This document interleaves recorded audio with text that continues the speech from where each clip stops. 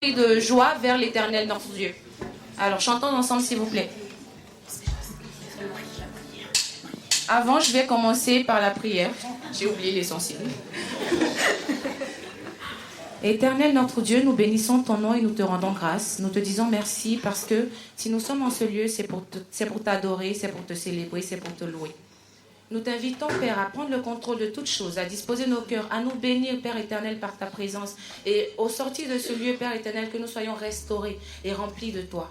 Merci parce que tu es fidèle. Merci parce que tu seras présent, nous le croyons. Au nom de Jésus. Amen. Amen.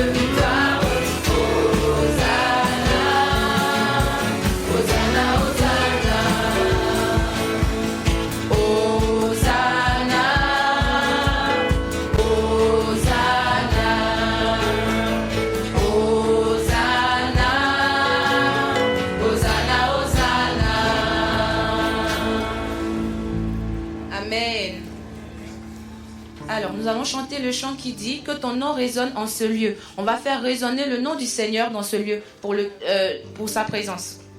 Amen.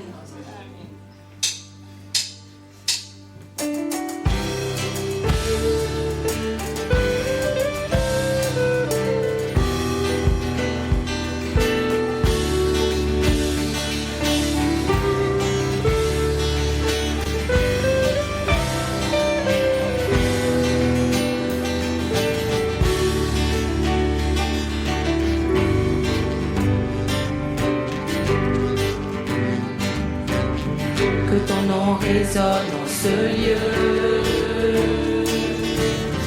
que ton nom résonne en ce lieu, que ton nom résonne en ce lieu, Jésus, que ton nom résonne en ce lieu, que ton nom résonne en ce lieu, que ton nom résonne en ce lieu, que ton nom résonne en ce lieu.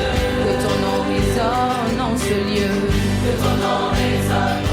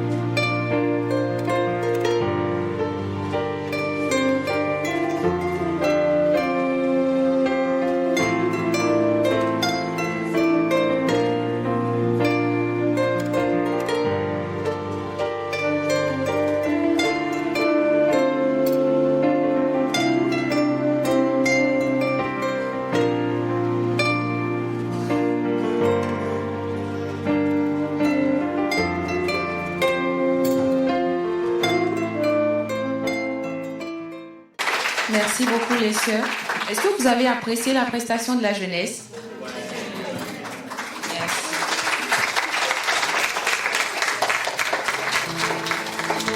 Alléluia, Dieu est bon. Il est bon en tout temps. Est-ce que Dieu est bon pour vous également? Nous allons chanter la bonté de Dieu.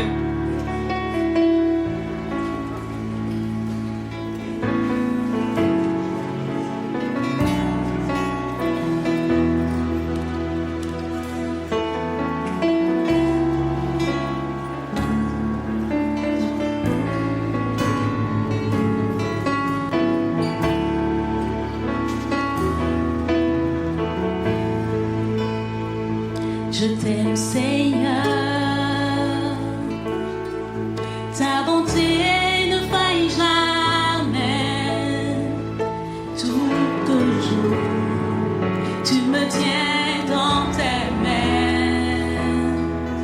Du moment où je me lève jusqu'à mon coucher, je chanterai la bonté de mon Dieu.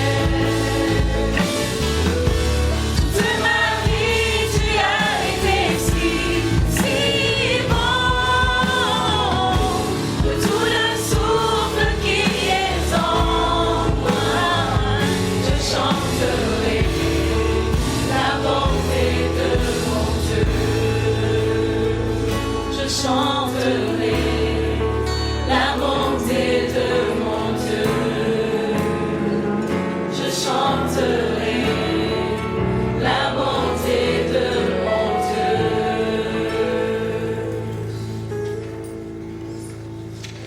Amen. Amen. Que toute personne qui voudrait élever la voix vers le Seigneur le fasse en toute liberté. Seigneur Jésus-Christ, ton nom est digne de louange et de gloire, ton nom est majestueux et oui, c'est... Quel sauveur merveilleux je possède. Il s'est sacrifié pour moi. Et sa vie innocente, il cède pour mourir sur l'infâme bois. Attaché à la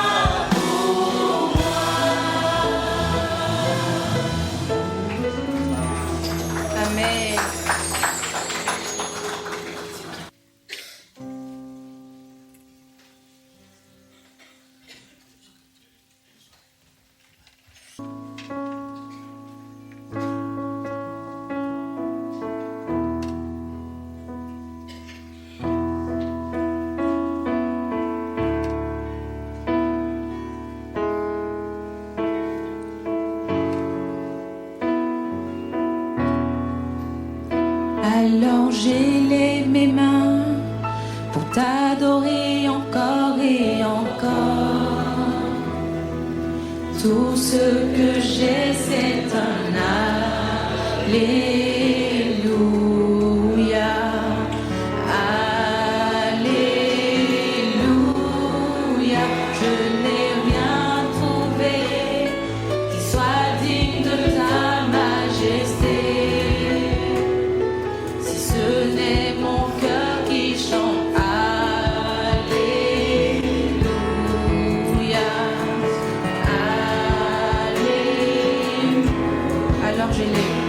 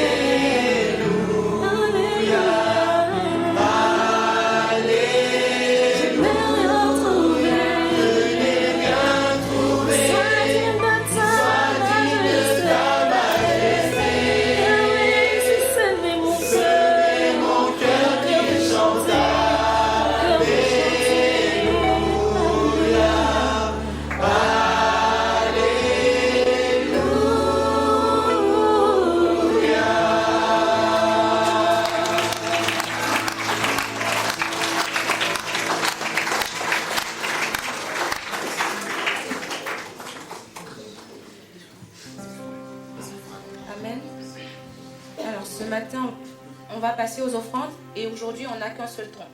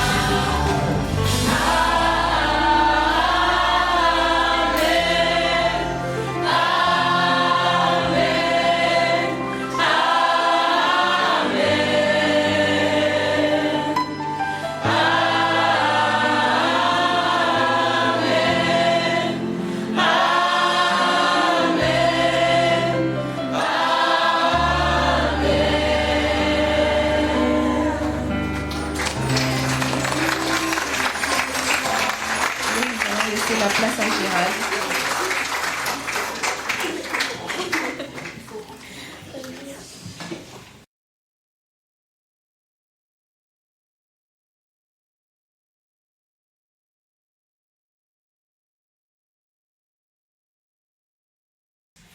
Bonjour à tous. Bonjour. Merci. Je m'appelle Anung. Je suis pasteur de l'église Cohen. Elle est ma femme. Elle est très bonne traductrice. Et 함께 예배드릴 수 있어서 기쁘고 감사합니다. Nous sommes très ravis d'être parmi vous aujourd'hui dans ce culte, dans ce moment de culte. 네, 이 자리를 하나님께서 기뻐하실 것입니다. Je suis convaincue que Dieu se réjouira avec nous.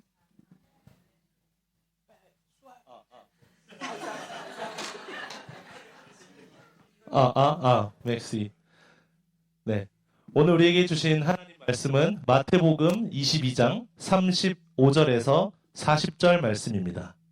Nous allons commencer par la lecture biblique de l'évangile de Matthieu, chapitre 22, du verset 35 à 40.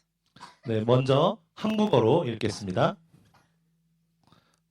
그 중에 한 율법사가 예수를 시험하여 묻되 선생님 율법 중에서 어느 계명이 크니이까 예수께서 이르시되 내 마음을 다하고 목숨을 다하고 뜻을 다하여 주 너의 하나님을 사랑하라 하셨으니 이것이 크고 첫째 되는 계명이요 둘째도 그와 같으니 내 이웃을 내 자신같이 사랑하라 하셨으니 이 두 계명이 온 율법과 선지자의 강령이니라. Et l'un d'eux, docteur de la loi, lui posa cette question pour le mettre à l'épreuve. Maître, quel est le grand commandement de la loi? Jésus lui répondit, tu aimeras le Seigneur ton Dieu de tout ton cœur, de toute ton âme et de toute ta pensée.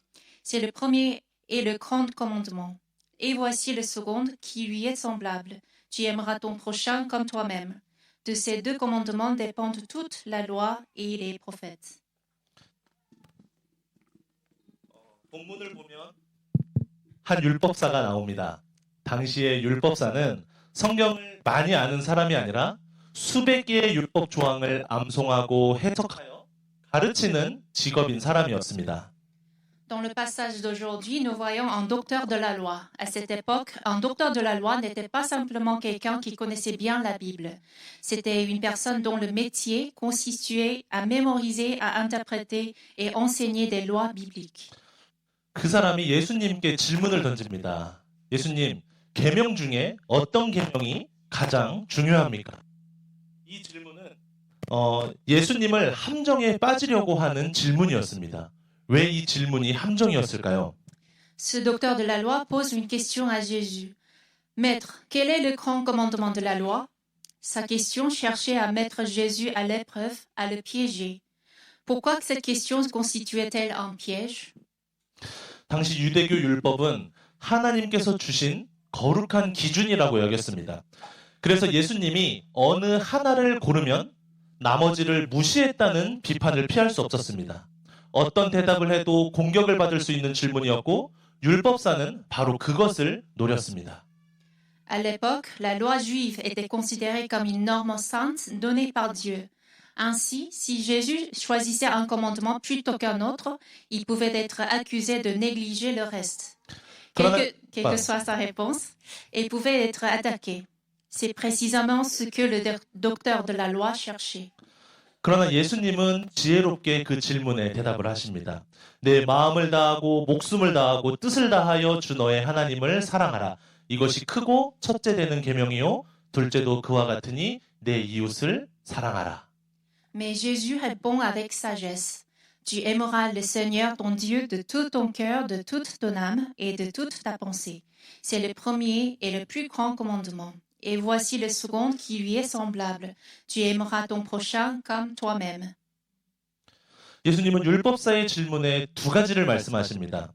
그런데 단순히 두 가지를 나열하신 게 아닙니다. 예수님은 이 두 가지가 같다라고 말씀합니다. 둘째 계명을 소개하시면서 하신 말씀이 둘째도 이와 같으니 이 한마디 안에 오늘 말씀의 핵심이 담겨 있습니다. Ainsi, Jésus donne deux réponses. Mais il ne se contente pas de les énumérer. Il dit que ces deux commandements sont semblables. Le second qui lui est semblable. Dans cette expression se trouve le cœur du message d'aujourd'hui. 무엇이 같다는 것일까요? 본질이 같다는 것입니다. 뿌리가 같다는 겁니다. 하나님을 사랑하는 것과 이웃을 사랑하는 것. 이 두 가지는 서로 다른 두 가지 의무가 아니라 하나의 같은 원리에서 흘러나오는 두 가지 표현입니다. En quoi sont-ils semblables? Ils ont la même essence, ils ont la même racine. Aimer Dieu et aimer son prochain ne sont pas deux obligations distinctes, mais deux expressions d'un seul et même principe. 그렇다면 그 하나의 원리가 무엇입니까? 바로 사랑입니다. 하나님은 사랑이십니다. 그리고 우리는 그 하나님을 사랑합니다. 우리가 누군가를 진심으로 사랑한다면 자연스럽게 그 사람을 닮아가게 됩니다. 하나님을 사랑하는 것도 마찬가지입니다. 하나님이 사랑이시라면 그분을 사랑하는 삶은 반드시 그분처럼 사랑하는 삶을 살아가게 됩니다. Quel est ce principe? C'est l'amour. Dieu est amour. Et nous sommes appelés à aimer Dieu. Lorsque nous aimons sincèrement quelqu'un, nous finissons naturellement par lui ressembler. Il en est de même avec Dieu. Si Dieu est amour, alors une vie qu'il aime devient nécessairement une vie qui aime comme lui. 그분이 사랑하시는 대상이 누구입니까? 바로 우리 곁에 있는 사람들입니다. 이웃은 단순히 세상 사람들만을 이야기하는 것이 아닙니다. 나 가까이에 있는 가족, 친구, 동료들도 이웃입니다. Et qui Dieu aime-t-il? Ce sont les personnes dans notre entourage quotidien. Le prochain ne désigne pas seulement les gens en général, mais aussi ceux qui sont proches de nous, nos familles, nos amis et nos collègues. 그래서 사도 요한은 이것을 아주 직접적인 언어로 표현합니다. 누구든지 하나님을 사랑한다 하면서 자기 형제를 미워하면 이는 거짓말하는 자니 보이는 형제를 사랑하지 아니하는 자가 보이지 아니하는 하나님을 사랑할 수 없느니라. L'apôtre Jean l'exprime très directement. Si quelqu'un dit « j'aime Dieu » et qu'il haïsse son frère, c'est un menteur. Car celui qui n'aime pas son frère qu'il voit, comment peut-il aimer Dieu qu'il ne voit pas? 하나님을 사랑한다고 말하면서 형제를 미워하는 사람, 요한은 그를 거짓말하는 자라고 말합니다. 하나님 사랑과 이웃 사랑은 서로 떼어낼 수 없기 때문입니다. 이 둘은 하나입니다. 한쪽을 떼어내게 된다면 다른 한쪽 무너지게 됩니다. Dire qu'on aime Dieu en haïssant son frère, Jean appelle cela un mensonge. Car l'amour de Dieu et l'amour du prochain sont inséparables. Ils ne font qu'un. Si l'un disparaît, l'autre s'effondre aussi. 예를 들어서 어떤 사람이 나는 음악을 정말 사랑해 라고 말하면서 그는 음악을 듣지 않습니다. 악기를 배우려고 하지도 않습니다. 음악이 나오는 자리를 시끄러워합니다. 우리는 이 사람의 말을 어떻게 받아들이겠습니까? 우리는 말과 행동이 엇갈릴 때 말보다 행동을 믿습니다. Prenons un exemple. Quelqu'un dit « J'aime vraiment la musique », mais il n'écoute jamais de musique. Il ne veut pas apprendre un instrument et il trouve la musique dérangeante. Qu'en penserions-nous? Quand les paroles et les actes ne correspondent pas, nous croyons plutôt les actes. 신앙도 다르지 않습니다. 하나님을 사랑한다는 말이 진짜인지는 결국 삶에서 드러납니다. 예배 시간이 아니라 도움이 필요한 사람과 함께 있는 시간, 기도하는 자리가 아니라 나를 미워하는 사람과 함께 있는 그 자리에서 우리의 신앙이 드러납니다. Il en est de même pour la foi. Dire que l'on aime Dieu se vérifie dans la vie. Ce n'est pas seulement pendant le culte, mais lorsque nous rencontrons quelqu'un dans le besoin, lorsque nous sommes face à quelqu'un qui nous déteste, c'est là que notre foi se révèle. 이 시간 이 두 사랑의 관계를 중심으로 그리고 이 사랑이 우리의 삶 안에서 어떤 모습으로 드러나는지를 함께 살펴보겠습니다. Aujourd'hui, nous regardons ensemble comment cet amour se manifeste concrètement dans nos vies.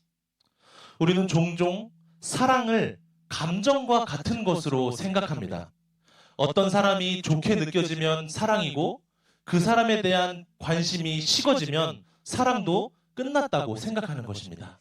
Nous pensons souvent que l'amour est une émotion. Si quelqu'un nous plaît, nous disons que nous l'aimons. Si le sentiment disparaît, l'amour disparaît aussi. 그래서 이웃사랑에 대한 이야기를 들으면 이런 반응이 나옵니다. 내가 그 사람이 마음에 들지 않는데 어떻게 사랑하는 겁니까? 그것은 틀린 반응이 아닙니다.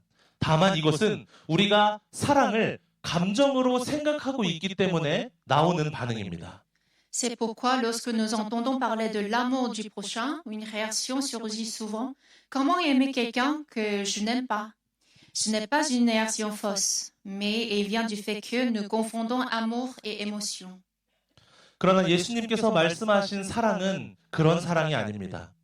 예수님께서 사용하신 그 사랑의 단어는 헬라어로 아가페입니다. 이 단어는 상대방을 위해서 내 자신을 내어주는 의지적인 결단입니다. 그 사람이 나를 어떻게 대하든 상관없이 그 사람의 유익을 원하고 그것을 위해 내가 행동하는 것입니다. 감정에 따라 움직이는 것이 아니라 내가 선택하는 것입니다. L'amour dont parle Jésus n'est pas une simple émotion. Le mot utilisé est agapé en grec, un amour qui consiste à se donner volontairement pour l'autre. Peu importe comment l'autre nous traite, cet amour cherche son bien et agit en conséquence. Ce n'est pas une émotion, c'est une décision.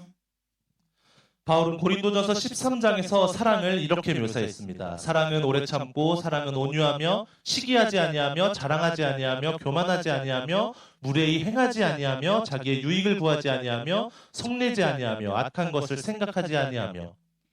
이 구절 어디에도 감정의 상태가 없습니다. 전부 행동입니다. Paul décrit cet amour ainsi dans 1 Corinthiens chapitre 13. L'amour est patient, il est plein de bonté, l'amour n'est point envieux, l'amour ne se vante point, il ne s'enfle point d'orgueil, il ne fait rien de malhonnête, il ne cherche point son intérêt, il ne s'irrite point, il ne soupçonne point le mal. Ce sont des actions, pas des émotions. 참고 온유하고 시기하지 않고 자랑하지 않고 교만하지 않고 무례하지 않고 자기 유익을 구하지 않고 화내지 않고 악한 생각을 하지 않고. 성경에서 말하는 사랑은 나의 감정의 상태가 문제인 것이 아니라 내가 어떻게 행동하는가의 문제입니다. Selon la Bible, aimer, ce n'est pas une question de sentiment, mais de comportement. Être patient, plein de bonté, sans envie ni orgueil, agir honnêtement, penser aux autres, ne pas s'irriter ni soupçonner le mal. 기분이 좋을 때만, 상대방이 나에게 잘해줄 때만, 상대방이 내 마음에 들 때만 하는 것이 아닙니다. 아가페는 내 감정 상태와 상관없이 작동하는 사랑입니다. Ce n'est pas quelque chose que l'on fait seulement quand on est de bonne humeur ou quand l'autre nous plaît. L'agapé est un amour qui agit indépendamment de nos émotions. 그런데 우리는 이웃을 사랑해야 된다는 그 예수님의 말씀을 기억하면서도 그것을 지키기가 어렵습니다. 왜 그렇습니까? Pourtant, même si nous nous souvenons de l'appel de Dieu à aimer notre prochain, il nous est difficile de le mettre en pratique. Pourquoi? 첫 번째 이유는 사랑과 호감을 혼동하기 때문입니다. 나와 잘 맞는 사람, 나를 편하게 해주는 사람, 나의 편을 들어주는 사람을 따뜻하게 대하는 것은 별 노력이 필요 없습니다. 그건 사랑이 아니라 그냥 자연스러운 반응입니다. 누구나 할 수 있는 것입니다. La première raison, c'est que nous confondons l'amour avec l'affinité. Être chaleureux avec quelqu'un qui nous correspond, qui nous met à l'aise ou qui prend notre parti ne demande pas beaucoup d'efforts. Ce n'est pas vraiment de l'amour, c'est simplement une réaction naturelle. Tout le monde en est capable. 그런데 예수님은 이웃을 사랑하라고 합니다. 이웃은 내가 선택할 수 없습니다. 이웃은 지금 내 앞에, 내 옆에 있는 사람입니다. 나를 비판하는 사람, 나와 의견이 다른 사람, 나를 실망시키는 사람, 나와는 성격이 다른 사람입니다. 예수님께서 말씀하시는 이웃은 내가 생각하는 범위를 훨씬 넘어섭니다. 그래서 어렵습니다. Mais Jésus nous demande d'aimer le prochain. Et nous ne choisissons pas notre prochain. C'est celui qui est devant nous, à côté de nous. Celui qui nous critique, qui ne pense pas comme nous, qui nous a déçus, celui qui est complètement différent de nous. Le prochain dont parle Jésus dépasse largement les limites que nous nous fixons. C'est pour cela que c'est difficile. 두 번째 이유는 신앙을 영역으로 나누어 생각하기 때문입니다. 우리는 이웃과의 관계를 생각할 때 이렇게 생각할 때가 있습니다. 하나님과의 관계는 괜찮은데 저 사람과의 관계는 어렵다. 하나님과의 관계는 예배와 기도로 채우고 사람과의 관계는 내 감정과 내 상황에 따라 해도 된다고 생각하는 것입니다. Et deuxièmement, parce que nous séparons notre foi en compartiments. Nous pensons parfois, ma relation avec Dieu va bien, mais c'est compliqué avec cette personne. Comme si notre relation avec Dieu pouvait se nourrir du culte et de la prière, tandis que nos relations avec les autres pouvaient être gérées indépendamment, selon nos émotions et des circonstances. 그러나 예수님은 이 분리를 허용하지 않으십니다. 하나님을 사랑하는 것과 이웃을 사랑하는 것은 하나입니다. 한쪽은 취하고 다른 한쪽은 버릴 수 없습니다. 그러나 많은 사람들이 하나님은 사랑하면서 이웃을 사랑하지 않는 모습을 보입니다. Mais Jésus ne permet pas cette séparation. Aimer Dieu et aimer son prochain ne font qu'un. On ne peut pas garder l'un et rejeter l'autre. Pourtant, beaucoup disent qu'ils aiment Dieu sans parvenir à aimer leur prochain. 그렇다면 예수님께서 말씀하시는 사랑은 우리의 실제 삶 속에서 어떤 모습으로 드러날까요? 성경은 세 가지를 말합니다. Alors, comment cet amour dont parle Jésus se manifeste-t-il concrètement? La Bible en donne 3 illustrations. 첫 번째로 말이 달라집니다. 바울은 이렇게 말합니다. 무릇 더러운 말은 너희 입 밖에도 내지 말고 오직 덕을 세우는 데 소용되는 대로 선한 말을 하여 듣는 자들에게 은혜를 끼치게 하라. 이건 단순히 욕을 하지 말라는 말씀이 아닙니다. 해가 되지 않는 말이 아니라 듣는 사람에게 유익이 되는 말을 하라는 것입니다. Premièrement, c'est nos paroles qui changent. Paul dit, qu'il ne sorte de votre bouche aucune parole mauvaise, mais s'il y a lieu, quelques bonnes paroles qui servent à l'édification. Il ne s'agit pas simplement de ne pas jurer. Il s'agit de dire des paroles qui ne font pas de mal, mais qui sont réellement bénéfiques pour ceux qui nous écoutent. 우리는 말의 힘을 알고 있습니다. 어떤 말은 사람을 살리기도 하고 또 어떤 말은 깊은 상처가 되기도 합니다. 사람과의 관계가 깨어지는 대부분은 큰 사건이 아닙니다. 작은 언어의 상처들이 쌓이고 쌓여서 깨집니다. 그것도 말한 사람은 기억조차 하지 못하는 말들입니다. Nous connaissons tous la puissance des mots. Certains mots peuvent sauver une personne, d'autres laisser des blessures profondes. En effet, la plupart des relations brisées ne le sont pas à cause d'un grand événement, mais à cause de petites blessures accumulées par la parole. Des paroles que souvent celui qui les a dites a même oubliées. 이웃사랑은 거창한 선언에서 시작되지 않습니다. 오늘 내가 옆에 있는 사람에게 어떤 말을 어떻게 하는가, 거기서 시작되는 것입니다. L'amour du prochain ne commence pas par de grandes déclarations.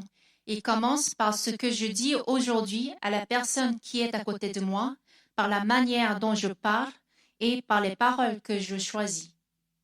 두 번째로 시선이 달라집니다. 바울은 이렇게 말합니다. 각각 자기 일을 돌볼 뿐더러 또한 각각 다른 사람들의 일을 돌보아 나의 기쁨을 충만하게 하라. Deuxièmement, c'est notre regard qui change. Paul écrit que chacun de vous, au lieu de considérer seulement ses propres intérêts, considère aussi ceux des autres. 바울이 요구하는 것은 막연한 친절함이 아닙니다. 의식적으로 상대를 바라보는 것입니다. 그 사람에게 무슨 일이 있는지, 지금 무엇이 필요한지 살피는 것입니다. Il ne s'agit pas d'une gentillesse vague ou superficielle. Il s'agit de regarder consciemment l'autre, de remarquer ce qu'il vit, ce dont il a besoin à cet instant. 그런데 우리는 본능적으로 자기 자신에게 집중하는 존재입니다. 나의 걱정, 나의 계획, 나의 감정이 항상 나의 중심을 차지합니다. 그래서 바로 옆 사람이 힘들어해도 바라보지 못합니다.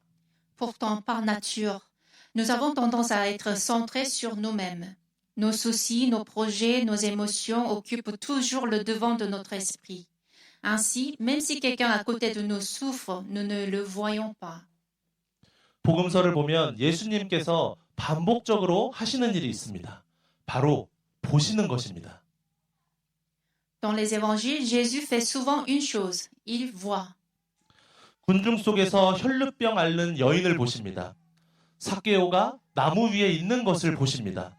또 목자 없는 양 같은 무리를 보시고 불쌍히 여기셨고 18년간 굽어있던 여인을 보시고 부르셨고 38년 된 병자를 보시고 말씀하셨습니다. 심지어 십자가를 지고 가시는 그 고통의 순간에도 우는 여인들을 돌아보셨습니다. Il voit la femme malade dans la foule, il voit Zachaïe dans l'arbre, il voit les foules sans berger avec compassion, il voit la femme courbée depuis 18 ans et il voit le paralytique. Même sur le chemin de la croix, il voit les femmes qui pleurent. 예수님의 시야 안에는 항상 사람이 있었습니다. 상처 입은 자를 보시고 도움이 필요한 자를 보시고 사랑이 필요한 자들을 보셨습니다. 그리고 그 바라봄은 언제나 치유로 이어졌고 위로하셨고 살리시는 행동으로 이어졌습니다. Dans le regard de Jésus, il y a toujours une personne blessée, une personne dans le besoin, une personne qui a besoin d'amour. Et ce regard conduit toujours à des actes de guérison, de consolation et de vie. 예수님의 사랑은 항상 봄에서 시작됐습니다. 이 시선은 자동으로 생기지 않습니다. 의식적으로 내 시야를 다른 곳으로 돌리는 선택입니다. 그리고 그 선택은 이런 질문들에서 시작됩니다. 오늘 내 주변에 누가 있는가? 그 사람은 지금 어떤 상황에 있는가? 그에게 지금 필요한 것은 무엇인가? 이 질문들이 이웃 사랑의 출발점입니다. L'amour de Jésus commence toujours par ce regard. Et ce regard ne naît pas automatiquement. C'est un choix conscient de tourner son attention vers les autres. Ce choix commence par ces questions. Qui est autour de moi aujourd'hui? Quelle est sa situation? De quoi a-t-il besoin maintenant? Ces questions constituent le point de départ de l'amour du prochain. 세 번째로 용서합니다. 이것이 아마 가장 어려운 부분일 것입니다. 바울은 이렇게 말씀합니다. 누가 누구에게 불만이 있거든 서로 용납하여 피쳐 용서하되 주께서 너희를 용서하신 것 같이 너희도 그리하고. Troisièmement, nous pardonnons. C'est sans doute la partie la plus difficile. Paul écrit, supportez-vous les uns les autres et si l'un a sujet de se plaindre à de l'autre, pardonnez-vous réciproquement, comme le Christ vous a pardonné. 바울은 그냥 용서하라라고 말씀하지 않았습니다. 이유를 제시합니다. 주께서 너희를 용서한 것 같이. 이것이 핵심입니다. 내가 다른 사람을 용서할 수 있는 근거는 내가 먼저 용서를 받았다는 사실입니다. Paul ne dit pas simplement pardonner, il donne la raison. Comme le Christ vous a pardonné, c'est là essentiel. Le fondement pour pardonner aux autres, c'est d'abord d'avoir reçu le pardon. 하나님께서 나를 대하시는 방식, 긍휼하심, 은혜, 인내, 풍부한 사랑, 이것이 우리가 다른 사람들을 대하는 모델이 됩니다.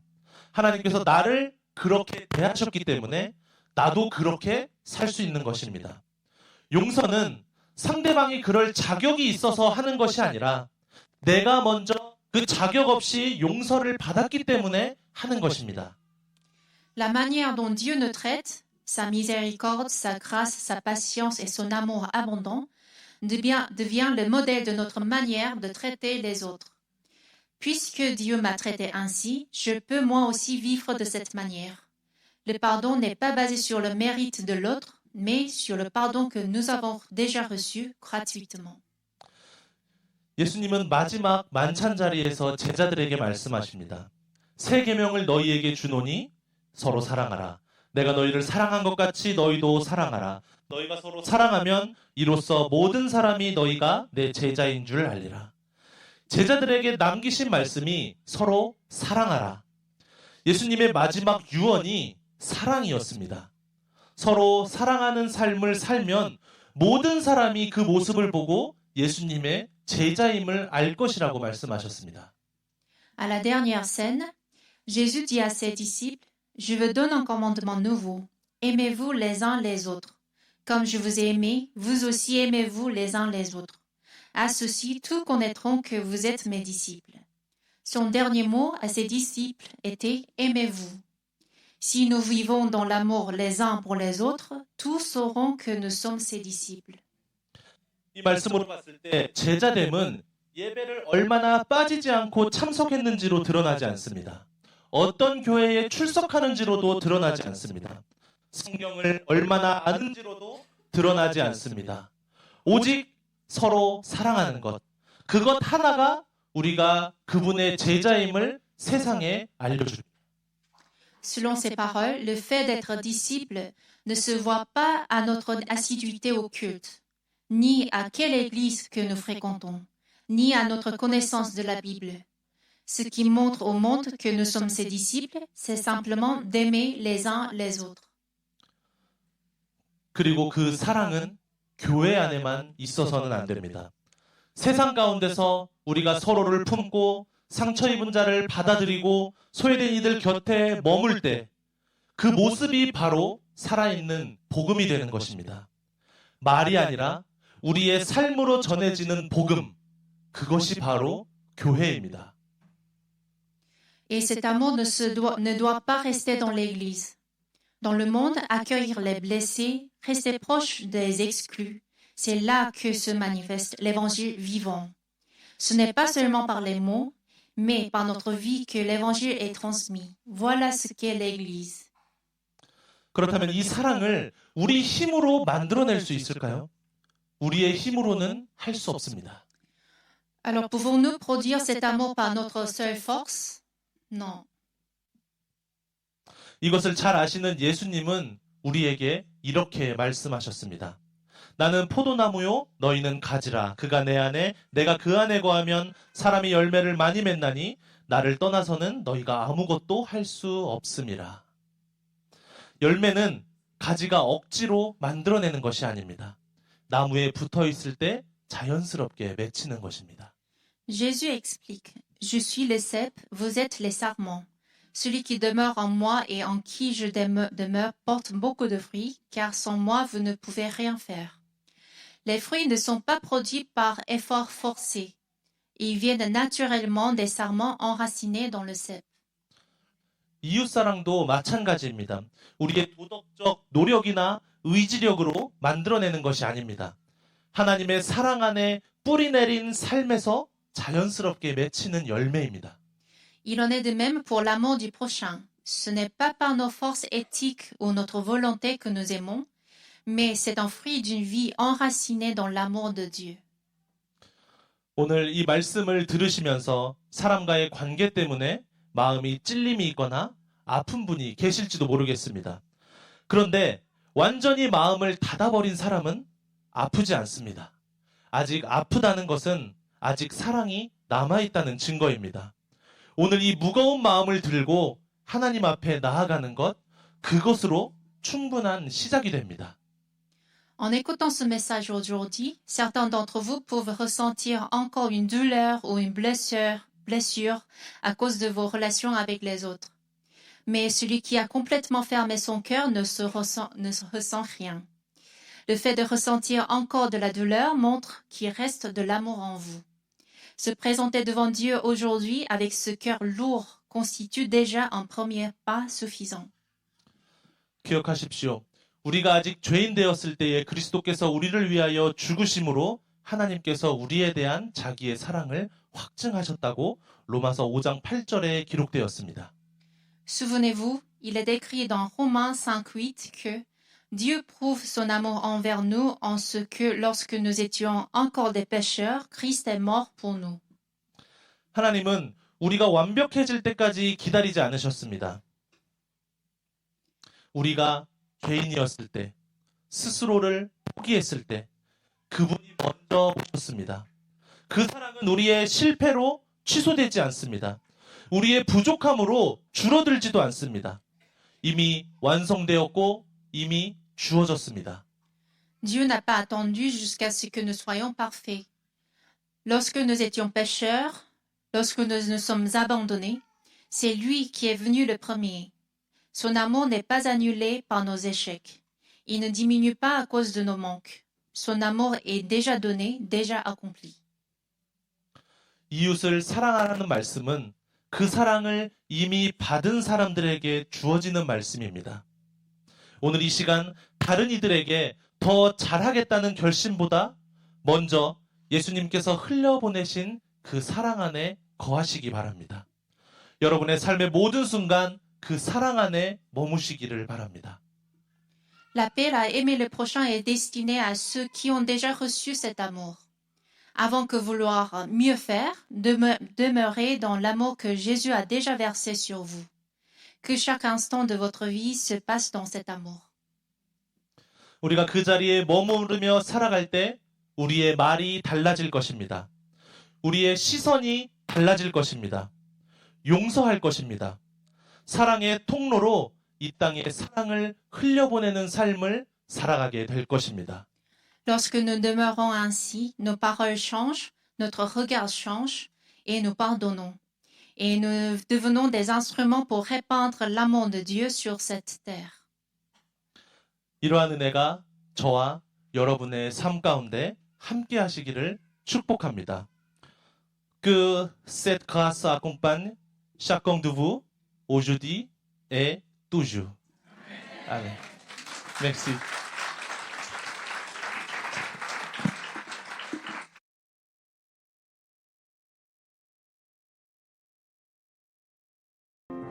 L'église du Seigneur est pleine de talents. On va terminer donc ce culte par cette merveilleuse chanson qui dit « Je suis dans la joie ».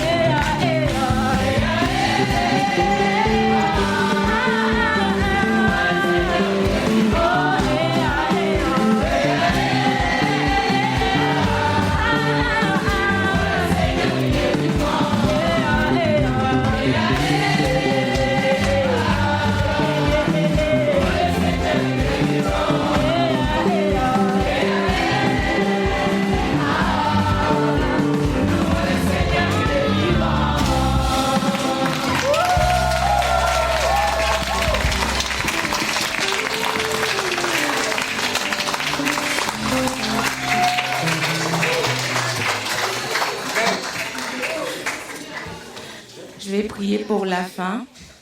Seigneur Jésus, je bénis ton nom et je te rends grâce, je te remercie parce que tu nous as honorés de ta présence, Père. Je crois que nous allons retourner réjouis et bénis, Père éternel, de des armées de ta présence. Merci de nous accompagner, de rester avec chacun de nous, de bénir notre semaine et de nous permettre de nous retrouver la semaine prochaine. Au nom suprême de Jésus, Amen.